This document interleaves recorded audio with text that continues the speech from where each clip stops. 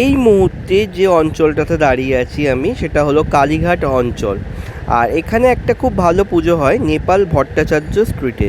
তো সেই পুজোটাই তোমাদের দেখাবো। এই বছরে তাদের ভাবনায় হচ্ছে 12 ঠাকুরের থান। তো চলো একবার ওনাদের যে পুজো মণ্ডপটা হয়েছে সেই পুজো মণ্ডপটায় প্রবেশ করে পুরো মণ্ডপটাই তোমাদের ঘুরিয়ে দেখিয়ে দিই আমি। তো এই মুহূর্তে নেপাল ভট্টা স্ট্রিটের একদম বাইরেই দাঁড়িয়ে আছি। এইটা হচ্ছে একদম বাইরের ভিউটা।